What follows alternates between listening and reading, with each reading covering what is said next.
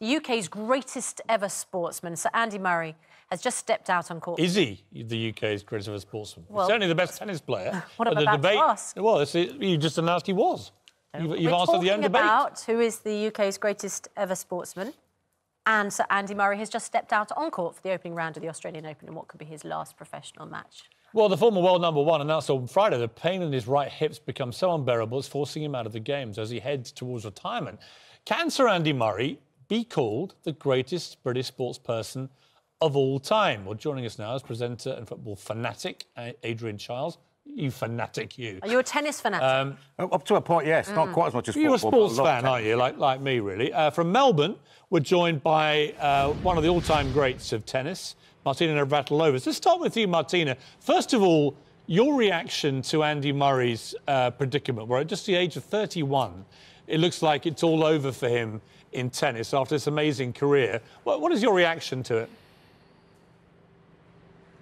Oh, just sadness for Andy most of all, but for the tennis world, for us as fans and commentators, a great loss. Just always so sad when an athlete's career is cut short because of the body not holding up. You want to go out on your own terms, and Andy is not able to do that. You know, really the last 2 years, he came here as #1 2 years ago, and really hasn't been the same the last couple of years. And now you figure he would have had another 4 or 5 great years in him. So. You know, the guts of his career where he could have been at his best, he's not able to perform, and now he has to call it a day. I saw this coming. I heard a while back that it was kind of bone on bone, and I thought, oh, this hip, you know, you can work your way around maybe ankles and even knees or shoulders. You can kind of cheat a little bit, but hip, it's involved every step of the way, so you just can't cheat your way around that, and it's really unfortunate. I'm devastated, but I just feel so sorry that that Andy couldn't come out, finish his career on his own terms. Notwithstanding what's happened to him and the fact it's been cut off so early, of course, he's achieved so much in tennis. Wimbledon champion, Grand Slam champion, and so on and so on.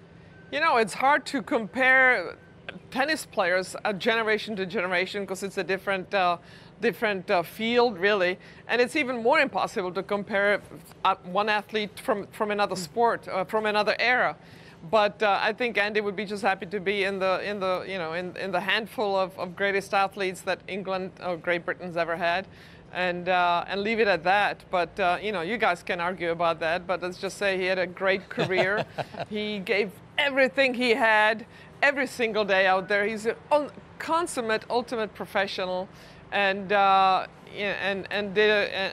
a fantastic career. Won the Davis Cup, won the Olympics, Wimbledon. I mean, you know, he's done it all. So you just say, okay, he's one of the greatest, but you don't have to really fight for the #1 spot in that, I don't think. Well, well, we are going to fight over this because I think he's got a very good case, actually, Andy Murray, to be considered, Adrian Chiles, the greatest. But what do you think? Well, you know, I certainly wouldn't disagree with Martina Navratilova on absolutely anything. She's beaten me 6-love before we get on the court. I think the difference is he hasn't quite got the global reach. I know it's a different era, but they could only compete against what they were competing against. But they had longevity. And look, 50 years' time, we won't be talking about Andy Murray in the same way that we do still reflect. Well, it's an interesting thing, and that's because football is this global sport. But so is tennis. Tennis is massive. Right, but see, I would just putting some names down here of other candidates for the title of Britain's greatest sportsman. Daley Thompson was an amazing sportsman of his country. Sir Ian Botham, Sir Steve Redgrave, Lewis Hamilton, Mo Farah. But they are all, you know, great champions at sports which I guess you would argue, unlike football, don't transcend the world in quite the same way. So if you're great at football, actually you are self-evidently a bigger star. Yes, but you've also got to work arguably that much harder because there are that many more people playing it. So it levels out, you know, in that respect. It's a bigger challenge to be the world's greatest footballer, arguably, you know, than to, you know, dare I say it, to win the decathlon, which is, in a sense, an absurd thing to say because they're all just incredible achievements anyway, but to have that global reach and to still be talked about 50 years on. Yeah, Martina, sorry, what were you saying? Global reach, really? You want to talk about athletes? You want to compare athletes because of global reach? Well, quite. Really? Now we're on that page? Yeah, we are. Go on, Martina. And by the way, how you know, when you have a little bit of an off day as a team player, you can actually get off the field and your team still wins, or somebody else picks up the slack.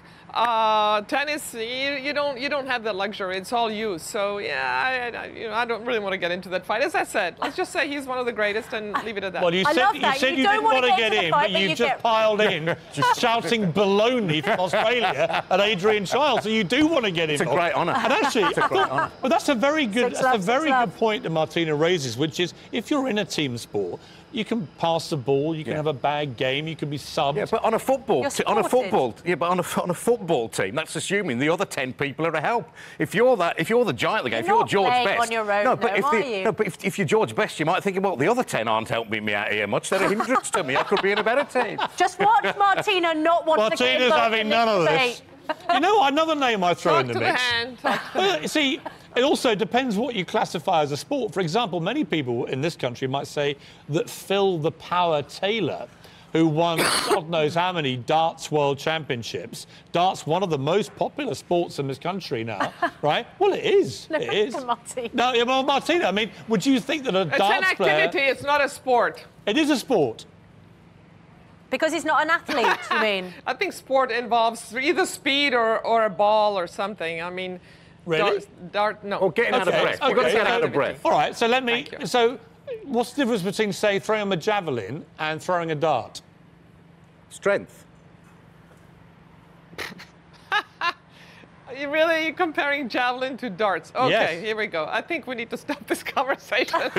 He's trying to shut it down all the time. Just look at the bodies, okay? I've played darts. It is actually, right? to play darts to the level these guys play at, the Phil Taylor played at, it's unbelievably difficult. It's incredibly difficult. It's a genuine sport. It's not physically difficult. You're not, unless you're very unfit, Piers, you're not getting out of breath playing darts. Well, what about motor racing then? Is Lewis Hamilton a world-class athlete? Well, yes, of course he is, but then he's got a brilliant... a car, he's not out of breath. Look, I think you try doing it. It's an incredible physical effort to drive a car like that. But he has got a better car in a way that Andy Murray didn't have a better racket. Well, you know what? It's a great debate. It's one that comes around every now and again. But I do think Sir Andy Murray, what an amazing story.